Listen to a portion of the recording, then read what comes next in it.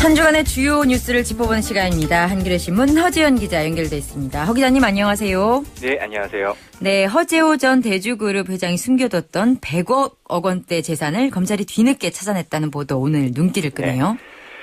검찰과 국세청 결국 좀 움직이니까 이렇게 금방 찾아내는 것을 지금까지 왜 안 한 건지 의아하네요. 그러게요. 검찰과 국세청이 허 전 회장과 사실혼 관계에 있는 황모 씨의 회사가 HA건설 명의로 광주 쌍촌동 1원에 100억 원대 아파트 부지를 은닉해둔 것으로 뒤늦게 밝혀냈습니다.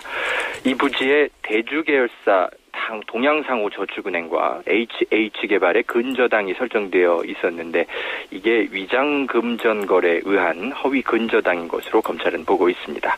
HA건설은 허 전 회장의 측근들이 현직 등기이사로 있다고 하네요. 네. 검찰은 허 전 회장이 2005년에 광주 쌍촌동 부지를 HA건설 명의로 사들이면서 유모 씨에게 서류상의 바지 지분 5%를 쪼개준 뒤에 공유자 우선 매수 권한을 활용해 왔다고 밝혔는데요. 이것은 지방자치단체나 세무서가 세금 압류나 채권 확보에 나서기 전에 네. 자신이 언제든지 먼저 권리 행사를 할 수 있도록 안전장치를 해뒀다 이런 뜻입니다. 검찰은 허 전 회장이 HH개발과 HA건설에 수백억 원의 비자금을 수시로 빌려줬다가 부동산을 매각한 뒤에 매매 차익금을 돌려받는 방식으로 자금을 관리해온 것으로 판단하고 있습니다. 네. 허재호 전 회장의 숨겨둔 재산은 그러나 이것 외에도 좀 더 있을 거란 관측이 많은데요.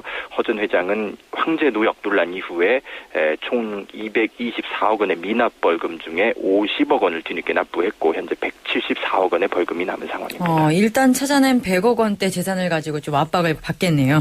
네. 예, 그다음에 추락한 무인항공기 국방부가 북한의 것으로 잠정 발표하긴 했는데 워낙 수준이 조악해서 그런지 여전히 북한산이 맞는지 논란이 계속되고 있는 것 같네요.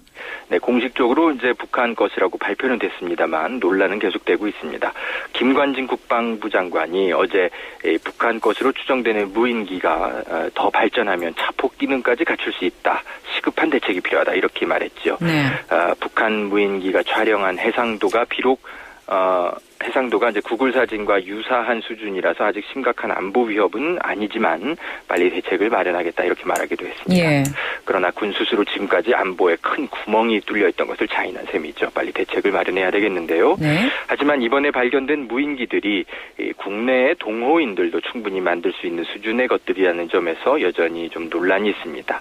또 무인기가 촬영한 청와대 영상, 이것은 이미 그 중국이나 러시아 등의 위성이 한반도 상공에서 촬영하고 있는 훨씬 좋은 영상, 그런 것보다 훨씬 좋은 영상들이 있기 때문에 굳이 북한이 청와대 영상을 이런 낡은 방식으로 더 촬영할 필요가 있겠느냐 이런 의문도 있습니다. 이희우 충남대 군수체계 연구소장이 언론과 인터뷰를 했던데요.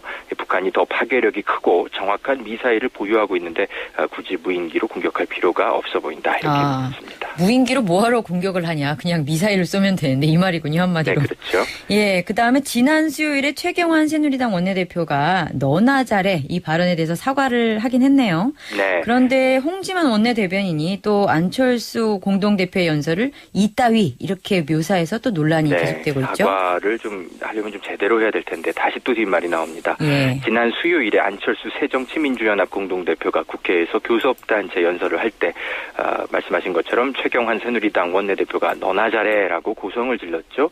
막말 논란이 일었고 결국 이 여당 원내대표로서 말의 품격을 지켰어야 했는데 그러지 못해서 송구스럽다면서 사과를 하긴 했습니다. 네. 문제는 최경환 원내대표의 이 사과의 진정성을 의심케 하는 발언을 새누리당의 홍지만 원내대변인이 다시 했는데요. 홍 대변인은 사과를 하는 최 원내대표 옆에서 이제 사과의 의미를 설명하면서 최경환 원내대표가 사과를 했는데 그 진정성 있는 부분은 이 안철수 대표가 월권이냐 충정이냐 이런 따위의 멘트로 응수를 했다고 말을 했습니다. 예. 안 대표의 발언에 대해 이따위라는 어떤 저급한 표현으로 다시 비난한 것인데요.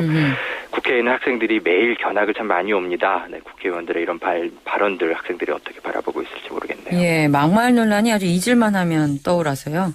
자, 그다음에 관전 포인트는 민주당 내부에서 무공천 논란 이 부분일 것 같은데요. 네. 안철수 새정치민주연합 공동대표가 다음 주 월요일까지 박근혜 대통령 면담을 신청했는데 과연 만나줄까? 뭐 어떻게 네. 예상되고 있나요? 다음 주가 이제 안철수 공동대표에게는 정치적인 지도력을 평가받는 중요한 한 주가 될 것 같은데요. 예.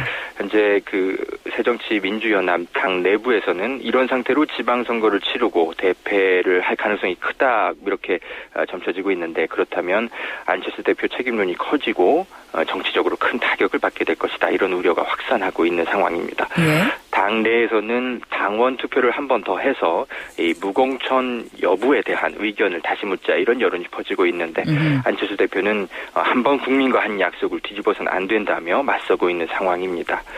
그런데 한편에서는 사실 이 무공천 약속을 지키지 않는 것은 이 박근혜 대통령과 새누리당도 마찬가지죠. 네. 무공천 논란의 핵심에 지금 현재는 안철수 공동대표만 덜렁 남아있는데 박 대통령은 빠져있는 상황입니다. 안철수 대표로서는 좀 억울한 상황일 수 있겠는데요. 이런 상황을 돌파해보려고 박 대통령의 면담을 추진한 것이라는 게 정치권의 관측입니다. 하지만 현실적으로 박 대통령이 면담을 대해서 좀 소극적일 거다, 거부할 거다, 이런 예상이 많은데요. 네. 안철수 공동대표가 다음 주 월요일 청와대 반응에 어떤 행보로 이 상황을 돌파할지 정치권 초미의 관심사입니다. 예, 이 초미의 관심사 이 부분에 대해서는 3부 시사 예언 배틀에서도 다루겠습니다. 한겨레신문 허지연 기자 감사합니다. 네, 수고하십시오.